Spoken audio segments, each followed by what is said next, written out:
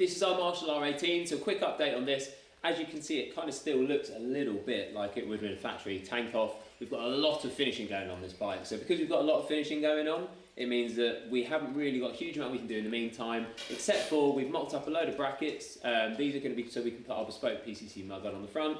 And thankfully this morning, BMW have just delivered the rest of the parts so we can get the big 8 hangers and the bob kit fitted. However, one thing that has been finished on this bike is the Marshall tank, and I'm going to head upstairs and show you that now.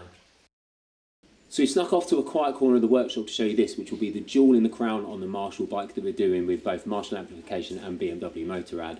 And that's the Valkyrie stunning paintwork, which we asked them to basically hide the Marshall logo and it can only get picked up in certain lights. So under the show lighting at the bike shed is going to look incredible.